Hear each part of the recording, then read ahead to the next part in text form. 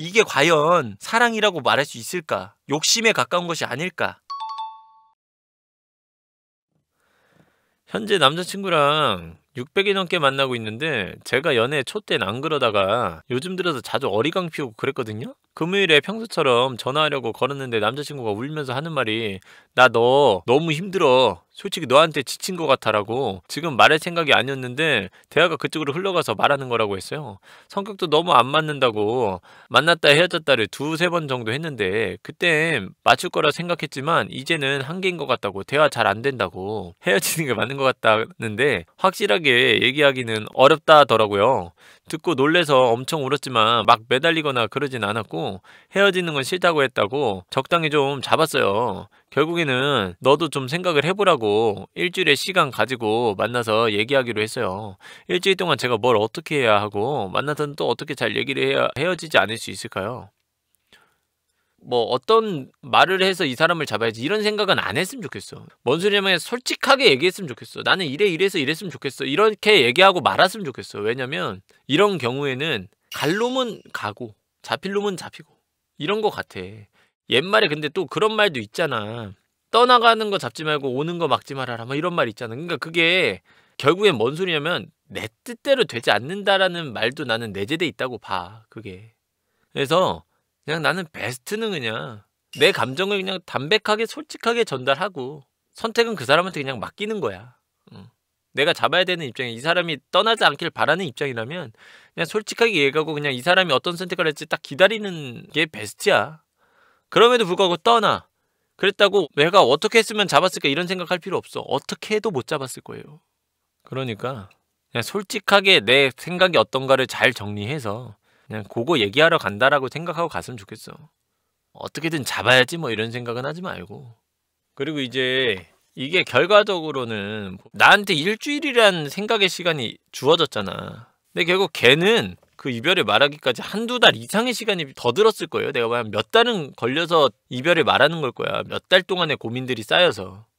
그러니까 사실 내가 그 일주일 생각해서 정답을 찾아낸다라는 것 자체가 되게 어려워.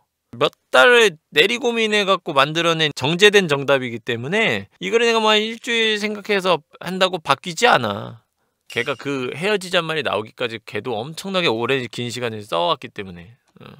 그리고 요런 생각도 좀 해볼 수 있어야 돼. 이별을 존중한다라는 말에 대한 생각을 한 번쯤은 해보는 게 어떨까라는 생각을 해요. 그러니까 뭐라고 하냐면 그런 말 있죠. 이별을 존중해. 아 헤어지기 싫은데 뭘 이별을 존중해. 뭐 이렇게 얘기하는 사람들도 있지만 한 번쯤은 생각해 봐야 되는 게 난 준비도 안 됐고 이별의 아픔을 나는 너무 싫다 이렇게 생각할 수도 있는데 사실은 나는 이별을 말하는 사람은 먼저 이별의 아픔을 느끼고 있던 거라고 생각하거든. 그러니까 이 사람이 한 두 달 동안 고민을 하고 이별을 말한 거야. 그럼 이 사람은 한 두 달 전에 이미 이별을 한 거나 다름이 없어. 그 이별의 고통을 느끼는 거나 다름이 없어.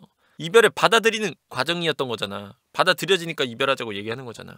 결과적으로 얘는 그 이별의 고통을 이만큼 느끼고 이별을 말한 거란 말이야. 그러니까 나보다 만약 얘가 두 달 전에 고민을 시작했다면 나보다 두 달 먼저 이별의 아픔을 느끼고 있던 거야. 그러니까 얘는 이만큼을 이겨내고 참아오고 하면서 나한테 어떻게든 티 안 내려고 하면서도 좀 되돌려 보려고 어떻게든 붙잡으면서도 막 그 고뇌 속에서 왔다 갔다 하면서 그 고통을 엄청나게 느낀 다음에 결과지가 근데 그래도 안 되겠네 이별에 도달한 거잖아. 그래 너도 이거 말하기까지 얼마나 고생했겠니 이 마음을 좀 어느 정도는 가져볼 필요도 있다고 생각하는 거지.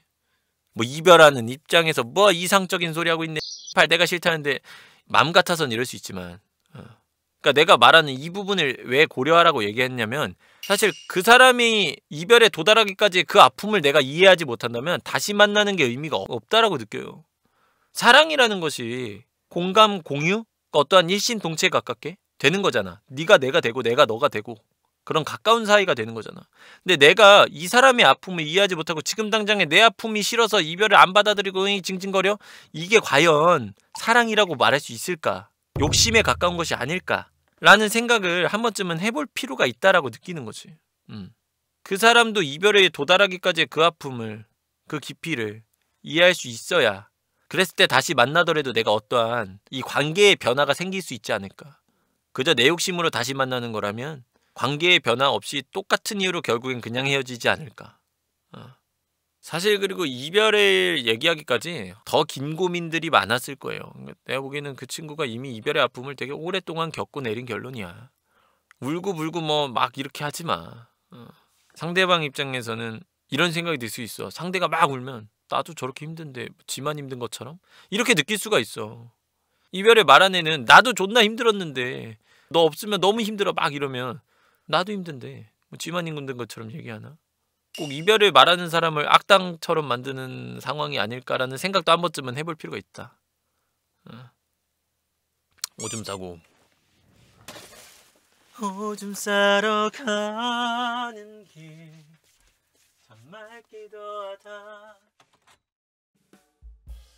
고백했는데 마음에 여유가 없다는 말은 무슨 말일까요? 니랑 만나기 싫다고 이 새끼야. 나에게 있는 어떠한 여유도 너에게 쓰고 싶지 않다고.